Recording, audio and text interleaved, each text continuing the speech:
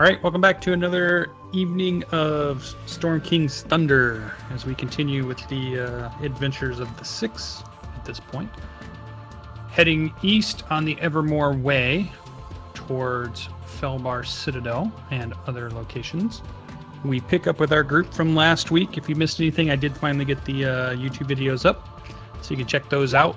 And I believe, if I've counted right, we're on episode, or at least session 30. Made it to the big 3-0. So that's awesome. Huzzah! But yeah, let's keep it rolling. And everybody's had a late night, so it could be some interesting sounds we hear or role play for tonight. But you guys are a day east of Yarter. You've just made camp where we left off from last week, and I did put in the handout for the watch order and the assumed marching order. So I'm pretty much going off of that unless somebody tells me otherwise at some point. Go. So you guys make camp, and when you... I think we have all of that set, so yeah, so I see Finn usually takes first watch, then Greybeard, Ian, Jarral, Coffee, and Ardreth. So how long is that since you have everybody taking kind of a shift, and you're probably only, I don't know, there's probably only 8 hours of actual nighttime. We divvy that up exactly by 5 or 6. 5 or 6. Except if they wake me up, I growl at them and go back to sleep because they're all elves. Two of them can do the whole watch while in trance. I already had that argument. To make that as easy as humanly possible for you, just roll 1 and 6 and you'll know. Was that exactly by 5 or 6? 6, I guess. 7 if you want to include the other member of this party. Just to be exact.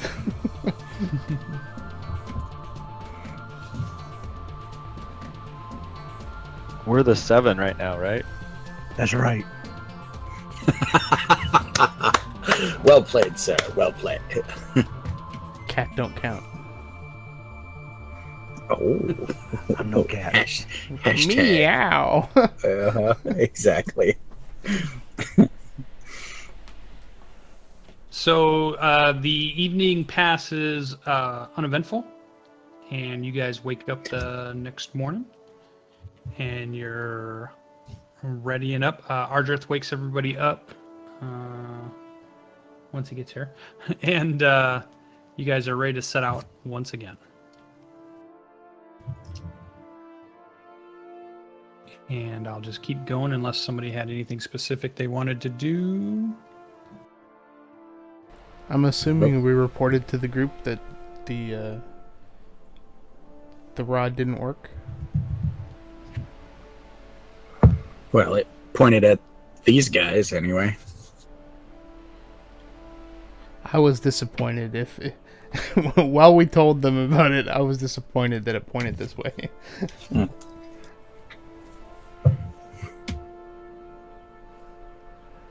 Yeah. All right, you guys let me know when you're ready to go. I'm good. Yeah, I got nothing. As is Jarral. Good.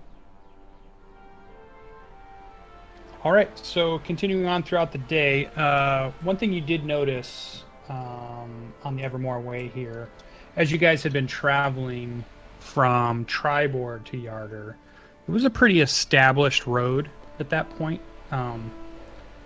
Pretty flat and composed of tight-fitting stones along the way, but as you've gone east of Yarder now, the road becomes more just gravel and dirt. It's kind of more of a wagon trail than anything.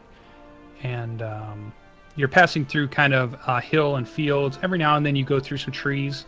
Not enough to actually mark it on the map, but then it clears out again, and then it's plains and hills and things as you go by. But you're on a kind of a 2-track dirt road at this point, heading east.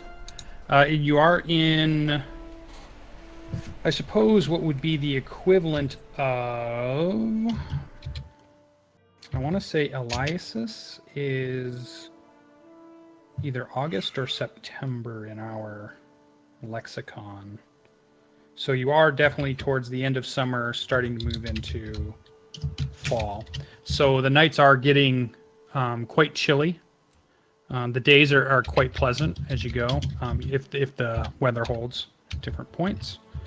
And then I assume I will just follow the marching order unless anybody has a change to that.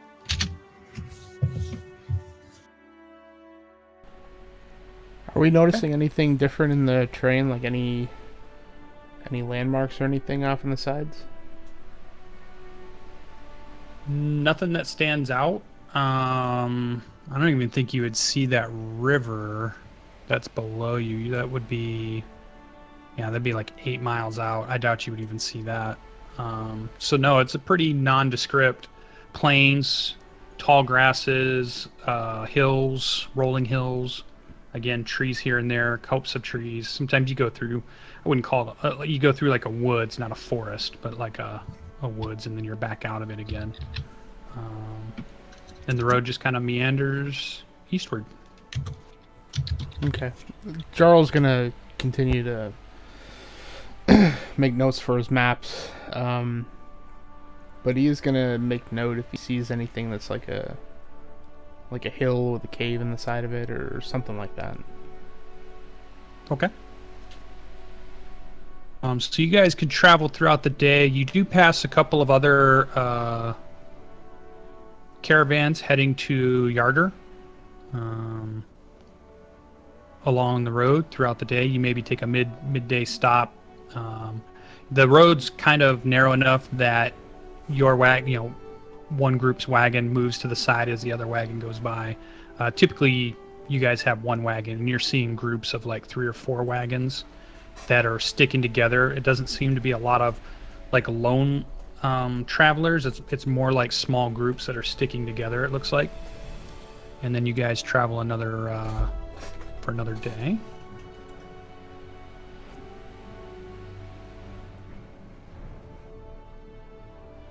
There.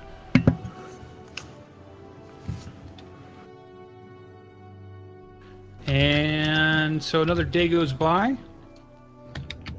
You're a little further east on the Evermoor Way, and you make camp.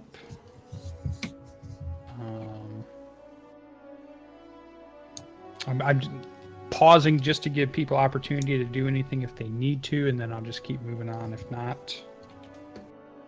That sounds good. Right. Again, the night goes pretty uneventful. Ardreth wakes everybody up again the next morning, and travel commences once again. When you guys, well, we'll get to that coming up here, I think. So travel goes again. A little further down the road. There.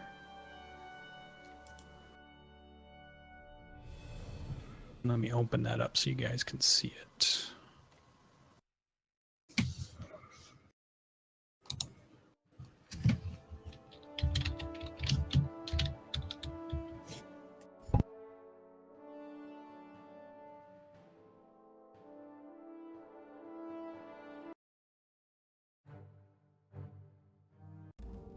There we go. You go through most of the day, and you actually don't see anybody on the day. You do see probably about mid-morning on your travel. It starts to rain. So you guys are kind of slogging through a fall rainstorm on your way east. Does it look like it's something that's going to linger? Or can we tell if it's going to linger? Probably make a roll to see if you could. What would that be? Probably insight would probably be a good roll. Maybe survival would be a good skill. This is awful. Nature could be one.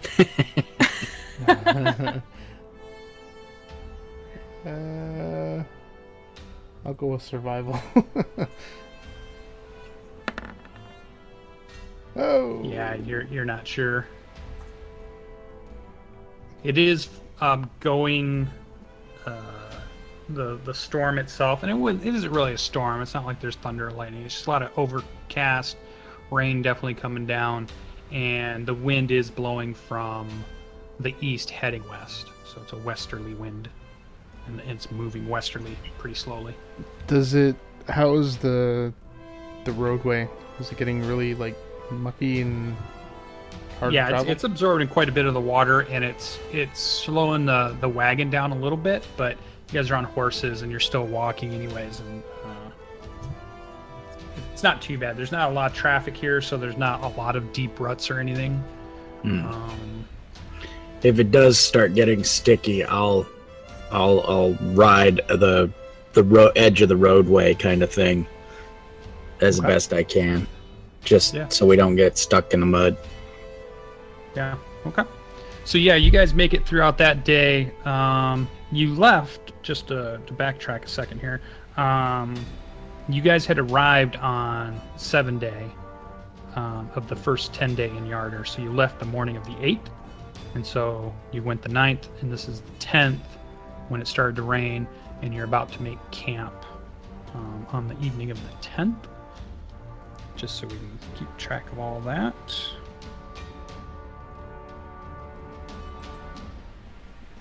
And yeah, sun starts to set, and you kind of start looking for a place to pull the wagon off. And as you start to pull off, you see another caravan that's coming, and it's got another 3 wagons, and it's heading east towards Yarder as you're passing them by. And they're all kind of bundled up and got their rain slicks on and hats, and everybody's trying to keep as warm as they can. It's definitely gotten the chill of just the wet throughout the entire day is just really getting to everybody at this point. Hail, travelers! Any good campsites up ahead? One of the wagon riders, you can tell he's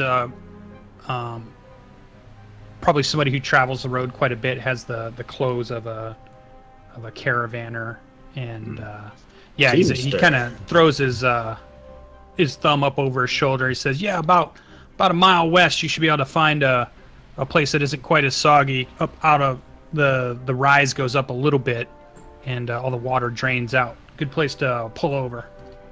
And they kind of slow down as they're talking and sit and talk with you. It's all humans in the 4 carts. Everything's covered. They're all covered caravan wagons, so you're not quite sure what's in them. All being pulled by 2 horses each. I was trying to think of the word, not plow horse, but Draft? A draft horse. That's the word I was looking for. Thank you. 2 draft horses. Well met, travelers. Not much back that way, but more wet.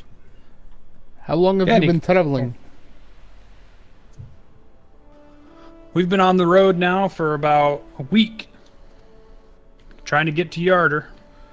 How long has it been raining? It's probably been raining about 2 days now. What's that next town called? He hitches a thumb back over his shoulders again. You guys are getting pretty close to Calling Horns to be the next thing you'd find up on the road here. After that, it's quite a ways. You'll get to Everland, which would be an actual town. Right. All right. Good road to you. Yep, he waves on, and you could tell that several of them are guards, and they warily. They don't do anything aggressive, but they definitely stay ready. And they move on, and they are heading further west, looking for a place to set their camp up. And yeah, you guys get a little bit further down the road, and you get to kind of like you can see where on the north side of the road, it kind of rises up, and There's even some copse of trees and some nice area to set out.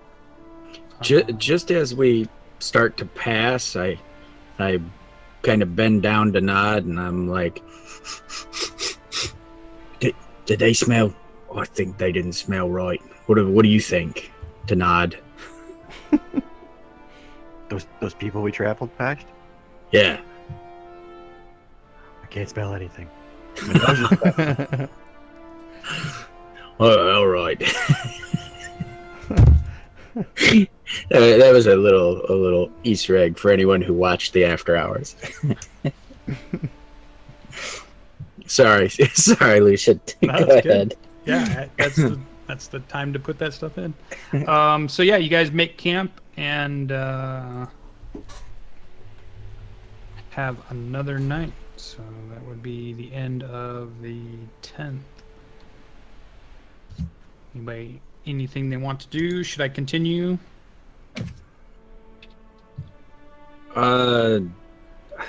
If I can, I guess I sleep under the wagon just to try to stay out of the wet as best I can, or even in the wagon. Like, do we set up camp with like shelter? Anyone have a tent? I don't know what you guys do. You're the group. Yeah, I don't have a tent. I assume you're laying out on the grass at this point. Nobody said what they're doing. Usually that's what I've been doing, but if it's raining, I think I have a backpack or a bunk. Check my inventory. Bedroll. Yeah, I got an explorer's pack. What's in it? Yeah, you guys have an open cart that has stuff in it, including the body. Oh, it's an open cart? I thought it had a But cover on yeah, it. no, you guys don't have a covered cart. Oh. Then maybe we should pull... Are there trees anywhere where we're setting up camp? Yeah, there's like a small copse of trees here. I'm assuming, Greybeard, you're gonna steer it under some trees. Best I can. I mean, yeah, it's still, I mean, soaking down. Everything's pretty wet, but it's not. There's no mud or standing water here, as it all runs kind of down the incline, whereas it pools up and all over the place. But you're at least not in any standing water. But it will be wet. Ian, you are a nature person. Can you make some sort of cover with leaves and things? I'm looking at you like you just asked me the stupidest question in your life. That was the best way to phrase it. I love it. And I gesture at the body, and we need to make sure this dwarf is covered. How long have we been traveling in the rain, Lucien, before we stopped here? It started mid-morning, and it's been raining the rest of the day. And it's raining at the moment. So I would say you guys probably travel maybe 10 hours, maybe a little less than that. And my only excuse is that I thought the wagon was covered. Otherwise, I would have tried something 10 hours ago. I'm imagining like a smash cut between our conversation and this wagon. And so I see another smash cut to the body that's absolutely soaked absolutely soaked, probably like lying in a puddle at this point inside this wagon. Well, the way you guys have like a shroud over it, the shroud is wet, but you do know that the spell that's been placed on the body makes it so that it can't possibly decay, and there's nothing that happens to the body due to the spell. All right, that makes me feel better then. But I still look at you and like once again, like I didn't think I could give you a more condescending look than the previous one, but after that last statement, I give you an even more condescending look. Jarral just he looks indifferent and just shrugs his shoulders and walks away.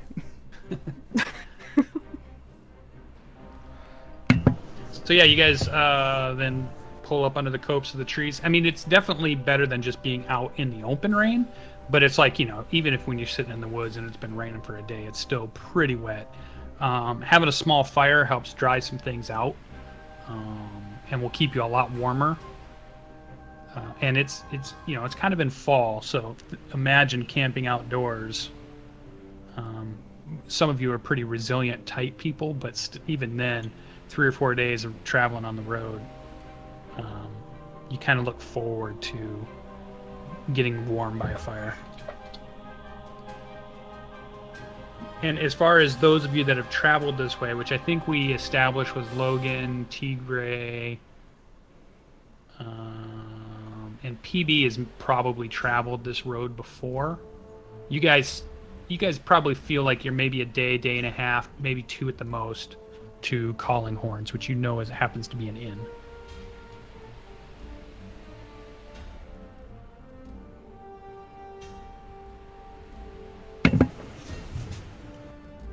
But other than that, you guys set up camp, and I'll allow you an opportunity, or I will continue to move on. During Jarral's his watch, he's going to basically sit out there buck naked and try and dry his pants and his underwear by the fire. Okay. Yeah, I think if during your doesn't take too long to try to dry clothes out as long as you keep them pretty close to the fire. And so yeah, probably within 30-45 minutes of them being pretty close to the campfire that you guys create, you have dry pants and dry tunic. Very good. Jarral's disposition improves. Mark that on your character sheet. Disposition improved. He wakes everybody up, or whoever the next watch is, and he seems very happy.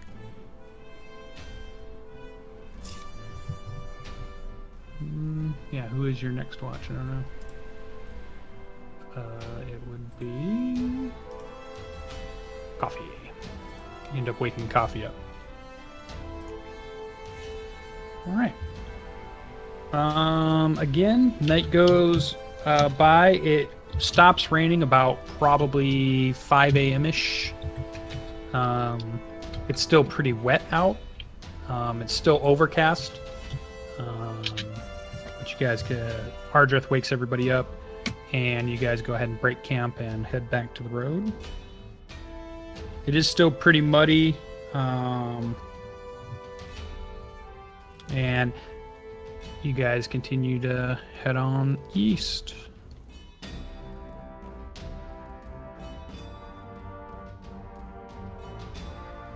During conversation, I guess Jarl's gonna ask if anybody's been this way, if we know how close we are to the next town.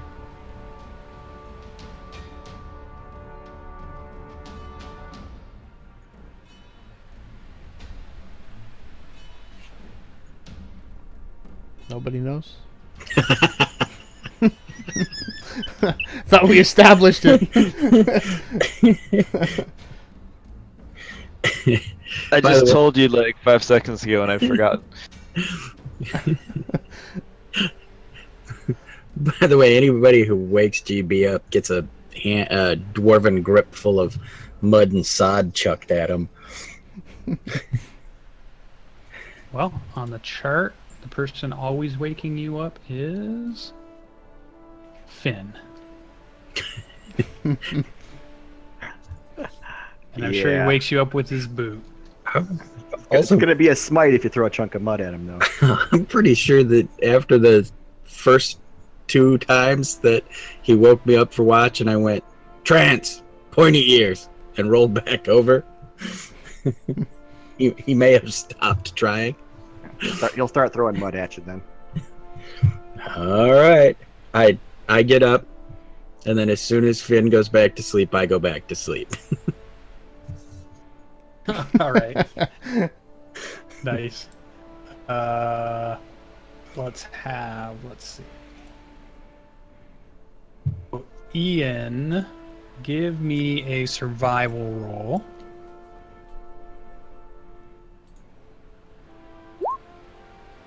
Oh yeah, like on the dot of when you know when Greybeard is supposed to be waking you up, your body tells you you're on watch time. You already know, like when it's your turn for watch, you just know, and you realize he's not woken you up, and you see him snoring over next to the fire. Is Nod still awake, Finn? Is he always just? I'm sure with us? Nad's always awake. I walk over to Nod, and I say, "So, I don't know much about lions other than what I've read and what I've seen in crests. I don't either. But tell me what you know. But I've heard they make a very loud, booming sound when they're trying to scare or be intimidating. I heard you barking like a dog the other day, and I figured I'd impart this information. If you wanted to start practicing now, I don't think that'd be a bad idea." He'll bark really loud right next to Greybeard then. Yep, Greybeard, you are awoken by a barking lion.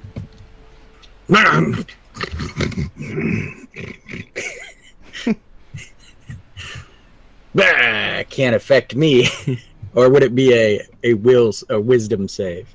Yeah, you're not going to be able to sleep through it. You're right, it works. It does work. That was really good, Nod. Very impressed. Jump up on the cart, all proud. Keep watching. And I'll take watch. All right. Do we have one more day? Like, do we have one more camping day?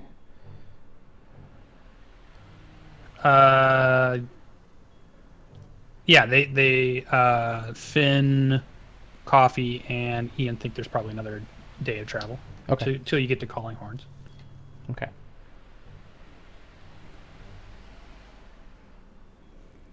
All right. So, all right. Yeah. So you guys have traveled throughout the day, and then you're making your camp, which I moved you to here.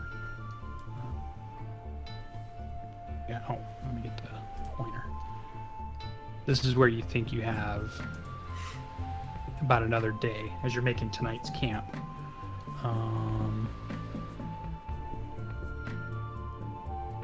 And let us see. Let's start getting some rolls for people. So, starting at, I'm going to say Jarral.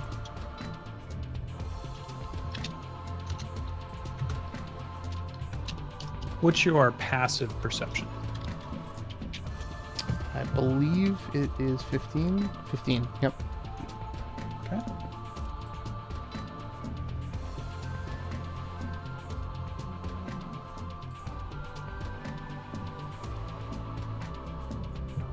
Let's see. So let's make a roll here. Okay.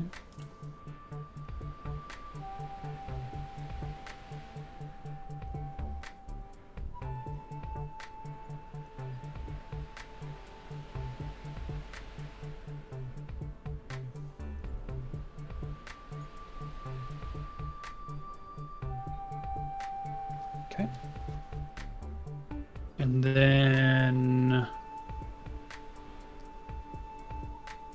who's next in the oh, Coffee's next. So Coffee, what's your passive? 13. Okay. Oh, are we camped? Yeah, you guys are camped. Oh, all right. So this is the next day? Nope, this is during you guys are camping and I'm going through the watch list. Is this right? So is this the day after Nod Ward, or is this the same day? No, that was the night before where Oh, okay. Greybeard Okay. missed his watch, and then You guys Alright. traveled, and I moved you guys forward. All right, and I hand off to Coffee. Correct. Okay, so before I hand off to Coffee, I do wake Coffee up. And he's gonna get settled, and as I'm kind of getting settled, I'm getting a little punchy, and I tap him on the shoulder and I just smile at him and I say, "Watch this," and I'm gonna take one portion of my 2 portions of pixie dust, and I'm gonna sprinkle it on Greybeard. Okay. Okay. So I'm rolling percentiles, I take it? Well, I would think Jarral would roll them. Oh, I Alright. would? Okay. Yeah, it's whoever's administering it, I would think. D100? Yeah, D100.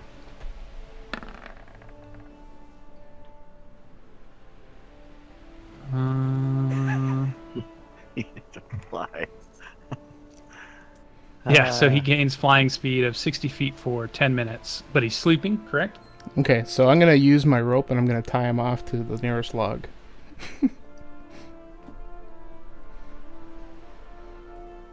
Okay, so you just describe that a little. So you get a rope Alright. out and you're going to try to... So I see him starting to float up. So No, he doesn't move. He doesn't. So he doesn't just start flying. No, He- he's sleeping. Oh, okay. He's sleeping. So it's a conscious thing that he can use that for. Yeah. Well, that's- Yeah, it's that like running backfires. speed or... But we can pick him up and give him a little push, right? I don't even know if that would work. I have no... If you're unconscious, I don't think you can fly. If you're sleeping, you would wake him up. If you're going to pick him up, you could try that. You know what? I'm gonna shake him awake and I'm gonna be like, Greybeard, you're flying! Okay, yeah, Greybeard, you're being shook awake by Jarral. Alright. One eye open. I look at the ground. Am I still on the ground? Yeah, you control your movement, so... Okay. I am going to make a grappling attack.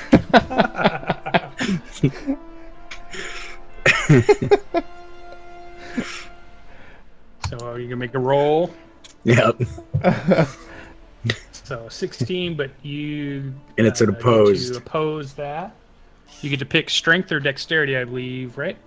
Athletics or acrobatics? Oh, athletics or acrobatics. So you get to pick which one, Jarral. You should be good at this as a monk.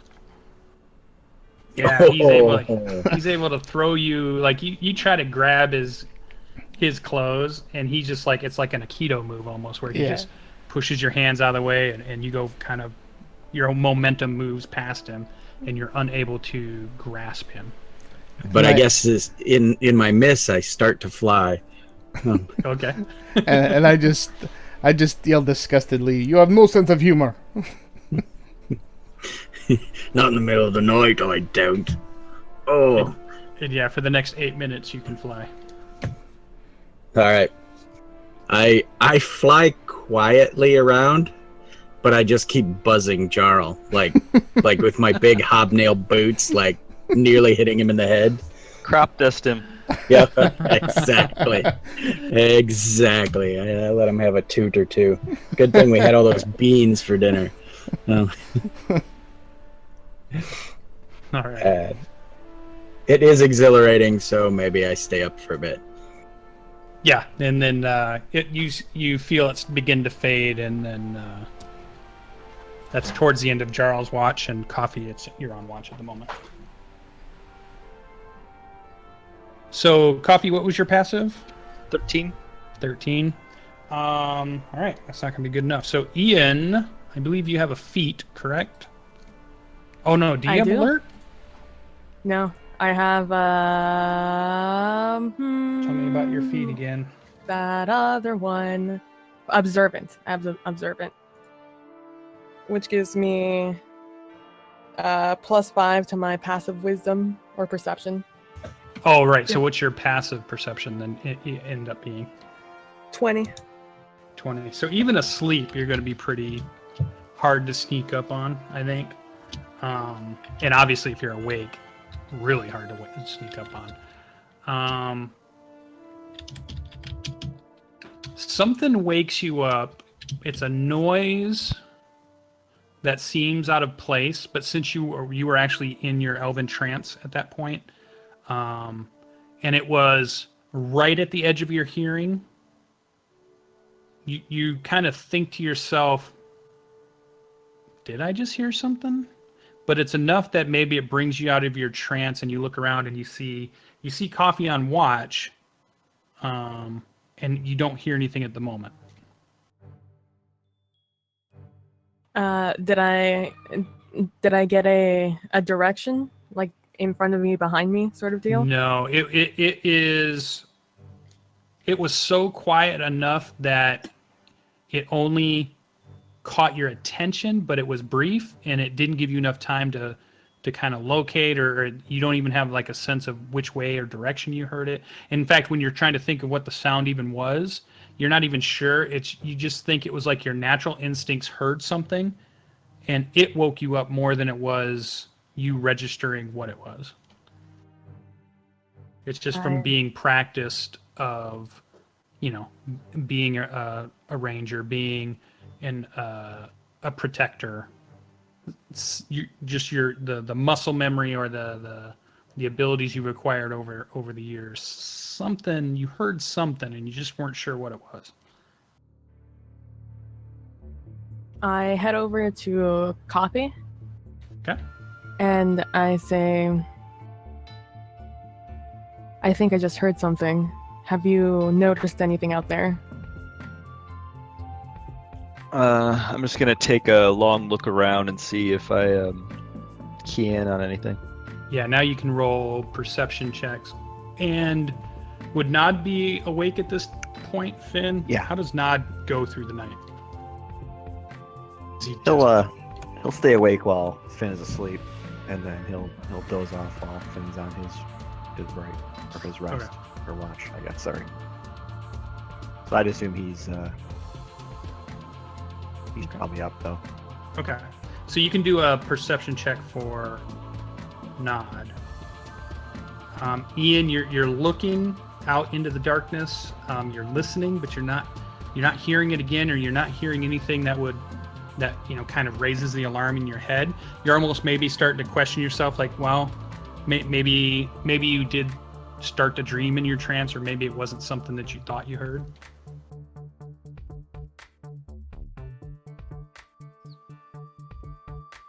Okay. And Coffee, you had a 10? Yeah. Yeah, same thing.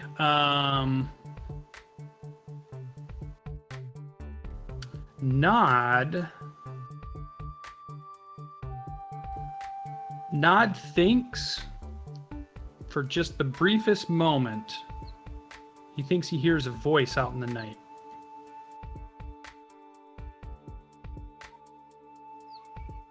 All right, he will mentally wake Finn up,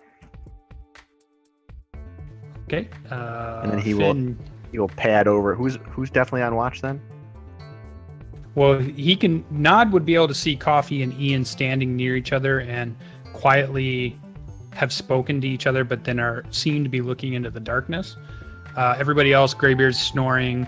Jarral's probably in a trance. Ardreth is probably in a trance. Nod will jump you down. were just now waking up. He'll jump down off the wagon and pad over those two and say, I heard someone talking out there. Which direction? And he thinks he heard it to the south of you guys. Finn will be putting some gear on, grabbing a shield. Okay. Well, and now that you're up, Finn, you can make a perception check.